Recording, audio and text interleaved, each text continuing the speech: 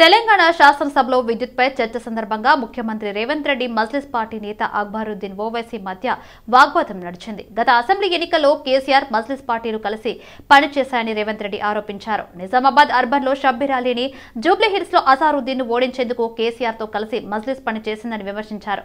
అదే మజ్లిస్ పార్టీ సిరిసిల్ల, సిద్దిపేట, గజ్వేల్ నియోజకవర్గాలలో ఎందుకు పోటీ చేయలేదని నిలదీశారు. కానీ తమ పార్టీ కాంగ్రెస్ మైనార్టీ ముఖ్యమంత్రులను, మైనార్టీ రాష్ట్రపతులను చేసిందని వ్యాఖ్యానించారు. మైనార్టీలకు 4% రిజర్వేషన్ ఇచ్చింది కాంగ్రెస్ ప్రభుత్వమేనని తెలిపారు. విద్యుత్ అప్పులపై ఇచ్చిన శ్వేతాపత్రం తప్పుల తడకగా ఉందని, ప్రభుత్వం ఏ ఉద్దేశంతో ఈ శ్వేతాపత్రం తీసుకొచ్చిందంటూ ప్రశ్నించారు ఆయన. అప్పులు చేయకుండా, కరెంటు ఛార్జీలు పెంచకుండా కాంగ్రెస్ ప్రభుత్వం ఉచితంగా కరెంట్ ఎలా ఇస్తుందని ప్రశ్నించారు అక్బరుద్దీన్. इस वजह से कि आज मैंने बीजेपी के एक बड़े लीडर को भी यही बात कहते हुए सुना, नाम लेना नहीं चाहता क्योंकि वह ऐवान में नहीं है। ऐवान के आदाब और रूल्स को मैं जानता हूं। बीजेपी के बड़े लीडर, मैं नाम नहीं लूंगा, उन्होंने यही बात कही जो चीफ मिनिस्टर रेवंत रेड्डी साहब ने कही कि पुराने शहर के लोग बरखी बिल्स बाकी हैं और भरते नहीं हैं। ऑनरेबल स्पीकर सर, मैं ये भी आपसे कहूंगा कि यह हाउस की कोई सैंटिटी है या नहीं है सर। अगर है तो in the second Telangana legislative assembly last session of August I had raised a question and I had asked कि बार-बार बीजेपी से, दूसरों से इल्जाम लगता है कि पुराने शहर में बरखी की चोरी है। ఈ ప్రశ్నలపై సీఎం రేవంత్ రెడ్డి గట్టిగానే కౌంటర్ ఇచ్చారు. విద్యుత్ బిల్లుల బకాయిలో సిద్దిపేట నియోజకవర్గం ఫస్ట్ ప్లేస్ లో ఉందని, రెండో స్థానంలో గజ్వేల్ ఉందని, మూడో స్థానంలో హైదరాబాద్ సౌత్, ఓల్డ్ సిటీ ఉందని, విద్యుత్ బకాయిలు 100 కోట్లు పెండింగ్ ఉంటే ఎంఐఎం పార్టీ ఇన్నాళ్లు ఎందుకు ప్రశ్నించలేదన్నారు. మైనార్టీలు అంటే ఎంఐఎం పార్టీనే కాదని, ముస్లింలకు అండగా నిలబడింది కాంగ్రెస్ పార్టీనే అన్నారు. బీఆర్ఎస్ పార్టీకి కేసీఆర్ తో కలిసి జూబ్లీహిల్స్ లో అభ్యర్థిని నిలబెట్టింది ఎవరు అంటూ అక్బరుద్దీన్ ను ప్రశ్నించారు సీఎం రేవంత్ రెడ్డి. स्पीकर बनाए, हम जितना उनको, वो पार्टी को, माइनॉरिटी को जितना मौका देना है हम कोशिश किए। ये 1 minute, yes, because of your seniority, this is not any out of turn quota. We have respected your seniority and your experience. That is what I wanted to clarify. At the same time, he has to respect colleague member. He is also, no, seniority doesn't get any extraordinary powers. Seniority or juniority or first time or 10th time member, her member के लिए एक ही तरह के हक होते हैं. आपके अध्यक्ष में కొత్త వాళ్ళు ఏదైనా మాట్లాడితే పెద్ద మనసుతో అర్థం చేసుకోవాలన్నారు డిప్యూటీ సీఎం బట్టి విక్రమార్క. అక్బరుద్దీన్, అఖిల్ ఉందా అని మాట్లాడటం సరికాదన్నారు. ప్రజలకు ఉపయోగపడేలా సూచనలు ఇస్తారని శ్వేతపత్రం విడుదల చేశామన్నారు. సీనియర్ సభ్యులు సలహాలు, సూచనలు ఇవ్వాలన్నారు. సభలో ఎలా ఉండాలో సీనియర్ సభ్యులు కొత్త వాళ్లకు చెప్పాలన్నారు. సభా నాయకుడి గురించి Akbaruddin వ్యాఖ్యానించడం సరికాదన్నారు.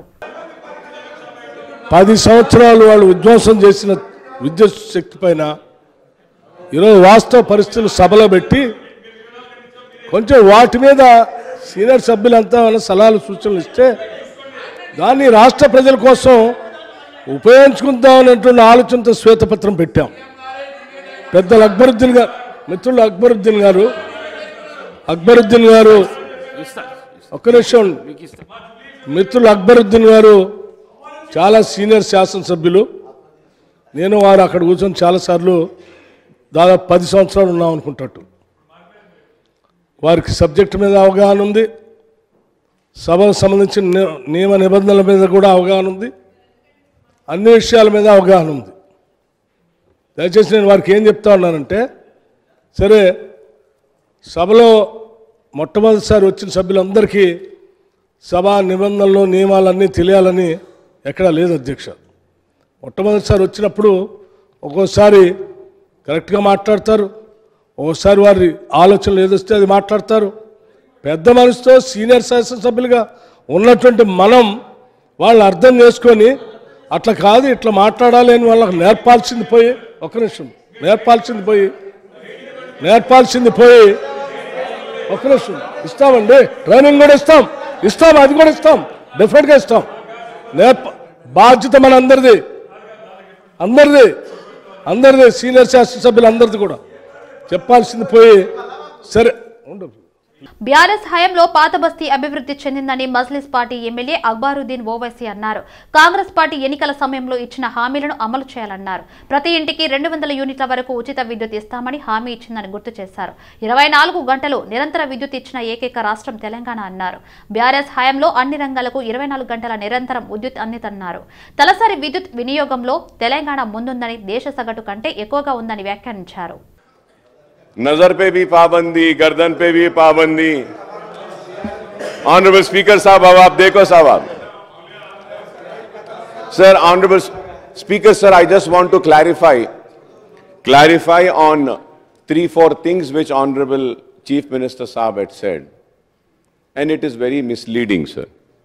Sir, every political party has the right to contest elections wherever they want. He says that MIM didn't allow Shabbir Ali to win. Did MIM contest in Nizamabad? Sir, and second thing about Jubilee Hills. Sir, Jubilee Hills, we have corporators there, and we have earlier also contested. This time also we contested. You mean, and one more thing, sir, when I do not have any objection when a Congress candidate is contesting against me, and rest of them also do not have. Congress contested at Karwan. Congress gave a ticket to a Muslim. So I should say that कि आप जो है सो हमारे मुसलमान को जीतने नहीं दिए. What an immature talk, sir. What is this? क्या मैं ये बोलूंगा? తెలంగాణ ఏర్పడిన నాటికి 2700 మెగావాట్ల విద్యుత్ లోటు ఉందని మాజీ మంత్రి కేటీఆర్ అన్నారు. నేదునూరు గ్యాస్ ఆధారిత విద్యుత్ కేంద్రం పెడతామన్నారు. శ్వేతపత్రం ద్వారా కాంగ్రెస్ ప్రభుత్వం తన చేతకానితనాన్ని బయటపెట్టుకుందన్నారు. విజయవాడ, కడపలో బొగ్గు లేకుండానే కాంగ్రెస్ సర్కారు విద్యుత్ ప్రాజెక్టులు కట్టిందని కేటీఆర్ వెల్లడించారు. రోజు తెలంగాణలో విద్యుత్ కేంద్రాలు కట్టకుండా తెలంగాణ ఏర్పడే నాటికి 2700 లోటు మెగావాట్లతో 2700 మెగావాట్ల లోటుతో ఆనాడు మాకు నష్టాల్లో అప్పజెప్పిపోయింది. వీళ్ళు కాదా అధ్యక్ష? 6 గంటల కరెంట్ ఇచ్చింది వీళ్ళు కాదా? నేదునూరు గురించి మాట్లాడుతున్నారు అధ్యక్ష, నేదునూరు గురించి మాట్లాడుతున్నారు. నేదునూరు గురించి చెప్తా అధ్యక్ష. నేదునూరులో భూసేకరణ చేసి ఆయన చెప్పిందే చెప్తున్నా సార్. నేదునూరులో గ్యాస్ ఆధారిత విద్యుత్ కేంద్రం పెడతామన్నారు. శంకర్పల్లిలో జయపాల్ రెడ్డి గారు, మేము ఒక నేదునూరులోనే ధర్నా చేయలేదు సార్. మీ జిల్లా శంకర్పల్లిలో కూడా మేమే ధర్నా చేసినాం, నేదునూరులో కూడా మేమే ధర్నా చేసినాం. 2 దగ్గరలో రైతుల భూములు తీసుకున్నారు. గ్యాస్ సార్ ఇప్పుడు వైట్ పేపర్ మీద సిద్దిపేట ప్రజలు కరెంటు బిల్లులు కట్టలేదని సీఎం చెప్పలేదన్నారు మంత్రి పొన్నం ప్రభాకర్. కాంగ్రెస్ ఇవ్వకపోతే తెలంగాణ ఎలా వచ్చిందని ప్రశ్నించారు. పోడియం వద్ద గొడవ జరిగిన ఆనాడు విభజన బిల్లు తెచ్చారని పొన్నం పేర్కొన్నారు. పేరు కూడా తీసుకోలేదు. వారికి ఎందుకు వస్తారు?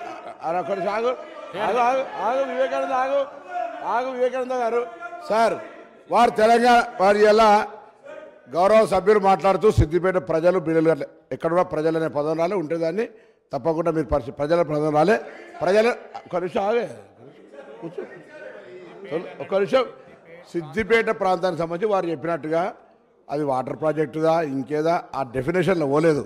అక్కడి నుంచి బకాయిలు రావాల్సి ఉండే వారు గౌరవ సమర్థవంతమైన శాసనసభ్యులు బిల్లు కట్టియాల్సి ఉండే అన్నారు తప్ప దానికి మీరు అంతలో దొంగ అంటే బుధాలు జరుపుకునే అవసరం లేదు. తర్వాత మీరు చెప్తా ఉన్నారు ఇవాళ,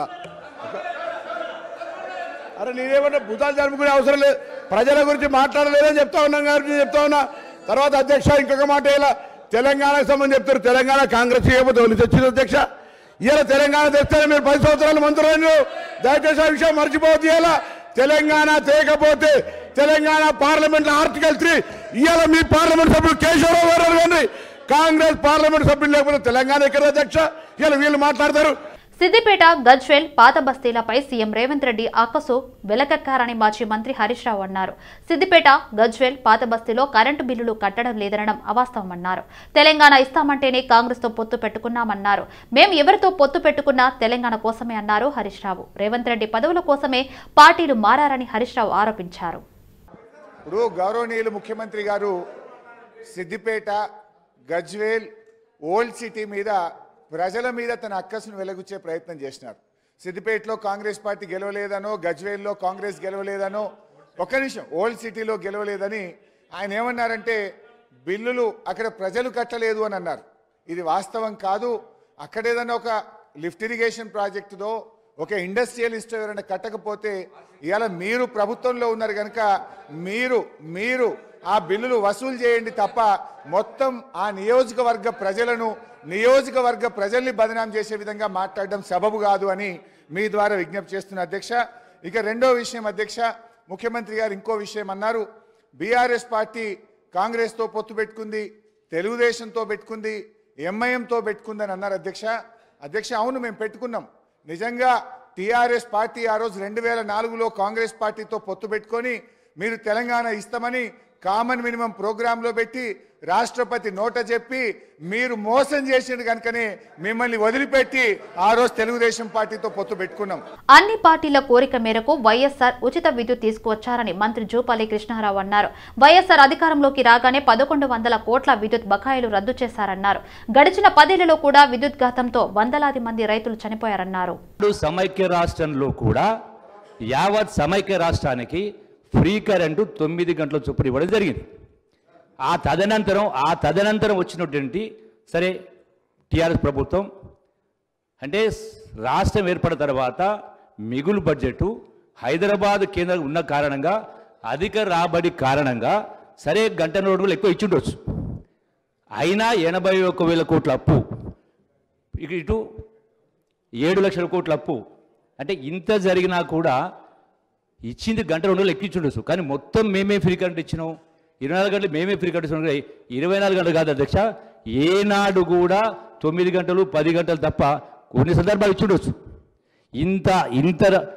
ఇంత ఆదాయం ఉన్నా ఇంత జరిగినా కూడా అధ్యక్ష గడిచిన 10 సంవత్సరాలు కూడా రైతులు కరెంటు షాకులు కొట్టి వందలాది మంది వేలాది మంది చనిపోయారు. నేను గతంలో ప్రభుత్వం ఉన్న సందర్భం కూడా ప్రభుత్వం తీసుకొచ్చాం. కనీసం వాళ్ళకి ఎక్స్ప్రెస్ ఇవ్వండి 5 లక్షల 10 లక్షలని చెప్పిన తర్వాత కూడా ఈనాటికి కూడా ఒక్కరికి కూడా 1000 కోట్ల రూపాయలు బకాయిలున్నాయి. రాజగోపాల్ రెడ్డి వ్యక్తిగత విమర్శలు చేస్తున్నారని అసెంబ్లీలో జగదీష్ రెడ్డి మండిపడ్డారు. నేను ఎప్పుడూ వ్యక్తిగత విమర్శలు చేయలేదు. వ్యక్తిగత విమర్శలు చేయడం ఆ అన్నదమ్ములకే అలవాటు. అవసరాలు, అధికారం, కాంట్రాక్ట్ల కోసం పార్టీ మారే వీళ్ళ నా గురించి మాట్లాడేది. రాజగోపాల్ రెడ్డి వాడిన పరుష పదం ఎవరిని ఉద్దేశించి అన్నారు. వ్యక్తిగత విమర్శలు ఎవరు ప్రారంభించారో పరిశీలించాలి. వ్యక్తిగత ఆరోపణలను రికార్డుల నుంచి తొలగించాలి. పరుష పద జాలం వాడిన సభ్యుడిపై ఏం చర్య తీసుకుంటారో చెప్పాలి అని డిమాండ్ చేశారు. గతంలో బీఆర్ఎస్ ప్రభుత్వం ఇచ్చినట్లే ఇప్పుడు కూడా 24 గంటల విద్యుత్ ఇస్తారా ఇవ్వరా అనేది స్పష్టం చేయాలన్నారు. తెచ్చిన అప్పుతోని ఎక్కడే నష్టం జరగలే, ఆస్తుల్ని పెంచిన అధ్యక్ష. ఇది ఒకవైపు.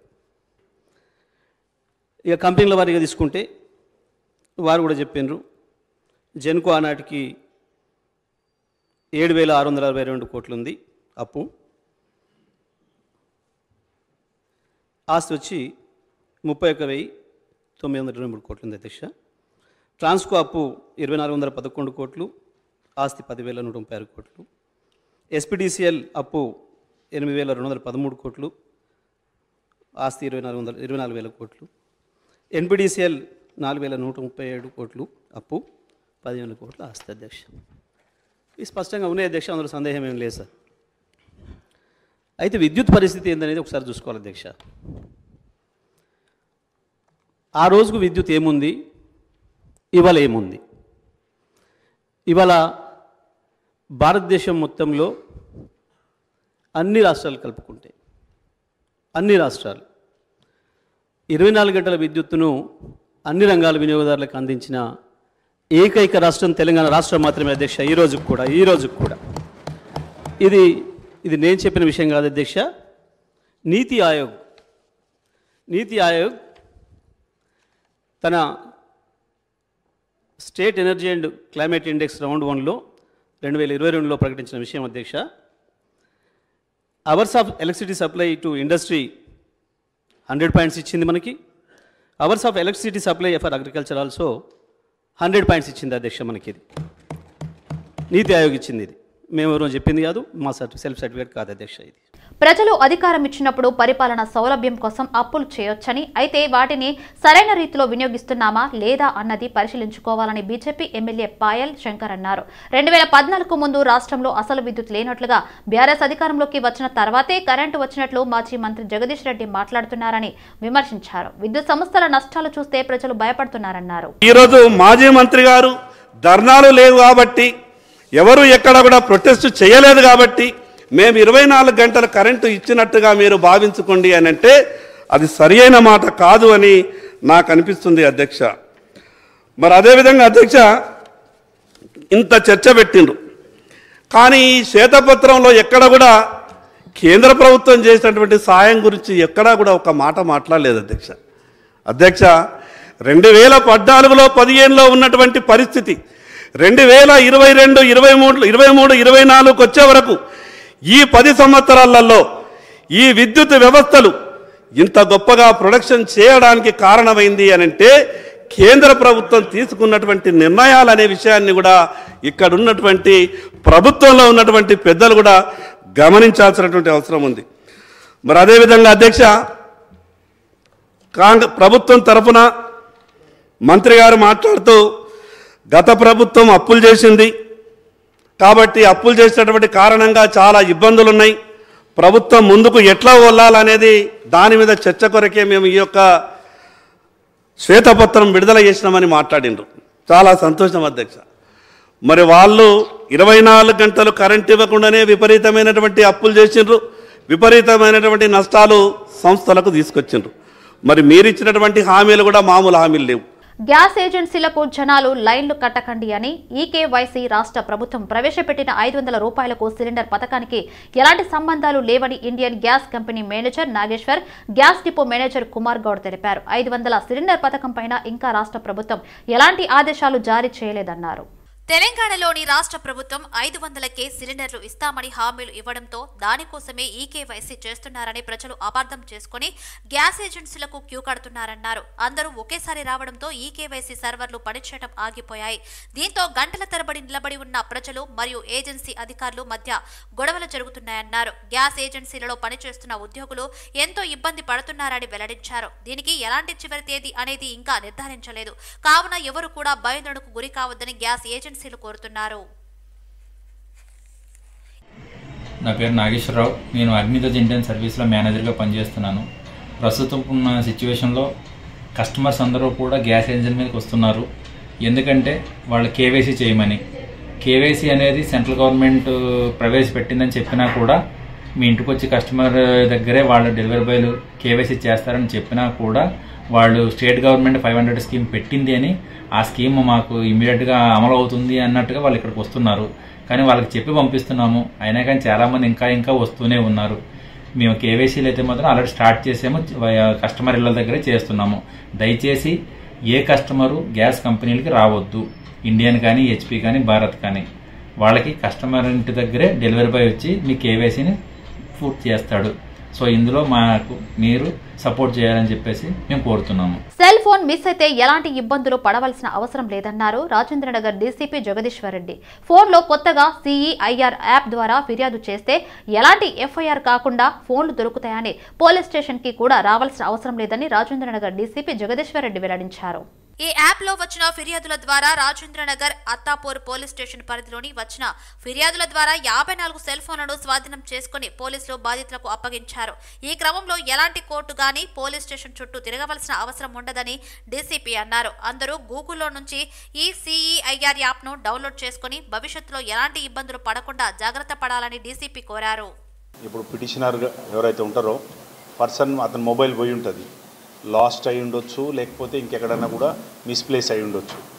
సో అట్లాంటి పరిస్థితుల్లో అతను ఇమీడియట్గా కంప్లైంట్ సిఏఆర్ యాప్కు పోయి ఫిలప్ చేస్తే అందులో అతని ఐఎంఈ నెంబరు, ఫోన్ మోడలు, అతని కాంటాక్ట్ నెంబరు ఇవి షేర్ చేస్తే ఆటోమేటిక్ మొబైల్స్ అవి కన్సర్న్ ఎక్కడ పోయినాయి ఆ ప్లేసు అవి చెప్తే ఆటోమేటిక్ ఈ సర్వీస్ ప్రొవైడర్స్ నుంచి ఆ మొబైల్స్ డేటాను ఇమీడియట్గా ప్రొవైడ్ చేసి మాకు ఇన్ఫర్మేషన్ రావడం ద్వారా మనం ట్రాక్ చేసి వాటిని పట్టుకోవడం జరుగుతూ ఉన్నది.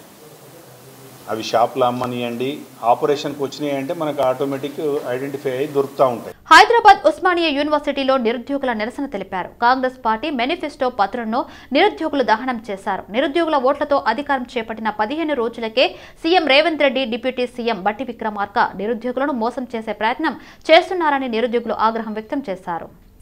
నిరుద్యోగుల ఓట్లతో అధికారం చేపట్టిన 17 రోజులకే CM Revanth Reddy, deputy CM బట్టి విక్రమార్క నిరుద్యోగులను మోసం చేసే ప్రయత్నం చేస్తున్నారని నిరుద్యోగులు ఆగ్రహం వ్యక్తం చేశారు. 2 నెలల్లో 4000 నిరుద్యోగ భృతి, 2000 ఉద్యోగాలపై శ్వేతపత్రం విడుదల చేయాలని డిమాండ్ చేశారు. లేకుంటే దాడులకు పాల్పడతామని నిరుద్యోగ జేఏసీ చైర్మన్ మానవతారాయ్ హెచ్చరించారు. నిరుద్యోగులకు నిరుద్యోగ భృతి 4000 రూపాయలు ఇస్తా అని చెప్పి మాట ఇచ్చి నిన్న అసెంబ్లీలో బట్టి విక్రమార్క, డిప్యూటీ సీఎం మాట తప్పారు. నేను ఎక్కడుందో చూపిండి అని చెప్పేసి తప్పించుకునే ప్రయత్నం చేయడం జరుగుతుంది. బట్టి విక్రమార్క, రేవంత్ రెడ్డి, మరి మీరు మీ మేనిఫెస్టోలో 9వ పేజీలో స్పష్టంగా ఉంది 4000 నిరుద్యోగ భృతి ఇస్తామని చెప్పి. అదేవిధంగా సరూర్ నగర్ స్టేడియంలో యూత్ డిక్లరేషన్ లో ప్రియాంక గాంధీ గారే స్పష్టంగా మరి నెల 4000 రూపాయలు నిరుద్యోగ భృతి ఇస్తాం, మాకు ఓట్లేయండి అంటే ఇవాళ మీరు అధికారంలోకి వచ్చారంటే నిరుద్యోగుల ఓట్లతోనే. 2% నిరుద్యోగుల ఓట్లతో గద్దెనెక్కిన కాంగ్రెస్ ప్రభుత్వం మీది. నాచారం పిఎస్ పరిధి కేఎస్ బేకర్స్ కేక్ లో పురుగులు రావడంతో వినియోగదారులు ఆందోళన వ్యక్తం చేశారు. బర్త్డే వేడుకలతో కేక్ కట్ చేసి చూడగా అందులో నుంచి పురుగులు వచ్చాయని వినియోగదారులు తెలిపారు. కేకు తినే సమయంలో పురుగులు తిరగడం చూసి భయభ్రాంతులకు చిన్నారుల తల్లిదండ్రులు గురయ్యారు. అప్పటికే బర్త్డే వేడుకల్లో చిన్నారులు తిన్నారు. దీంతో బేకరీ యాజమాన్యంను అడిగితే నిర్లక్ష్యంగా వ్యవహరించారని అన్నారు. యాజమాన్యంను అడిగితే పట్టించుకోకుండా బెదిరింపులకు దిగారని తెలిపారు. దీంతో ఆరోగ్యంతో ఆటలు ఆడుతున్న బేకరీపై తగు చర్యలు తీసుకోవాలని కోరుతున్నారు. ఈవినింగ్ కేక్ తీసుకెళ్లిన butter scotch cake KS bakers నుంచి బర్త్డే అని, అది తిన్న తర్వాత చూస్తే ముందు కేక్ లో మొత్తం పురుగులు ఉన్నాయి. ఇప్పుడు ఆ కేక్ చిన్న పిల్లలు తిన్నారు, పెద్దలు తిన్నారు. ఇప్పుడు ఏమైనా అయితే పిల్లలకి ఎవరు రెస్పాన్సిబిలిటీ? ఇక్కడ వచ్చినాయి, నేను వచ్చి వాళ్ళకి అడిగితే వాళ్ళేమంటారు, ఫోన్ లిఫ్ట్ చేస్తలేరు, మేనేజర్ లిఫ్ట్ చేస్తలేరు అని చెప్తున్నారు. ట్విట్టర్లో ట్వీట్ చేసినా కూడా రెస్పాన్స్ ఇస్తలేరు. పిల్లలకి ఏమైనా అయిపోతే ఎవరు బాధ్యత, ఎవరు రెస్పాన్సిబిలిటీ నాకు అర్థమైతలేదు. కేఎస్ బేకర్స్ అనేది బ్రాండ్, మేము బ్లైండ్లీ ఫాలో వచ్చేస్తాం ఇక్కడికి. బేకర్స్ అన్న కేఎస్ ఇంత బ్రాండ్ పెట్టుకుని ఇట్లాంటి పురుగులు తింటే ఏమైపోవాలి?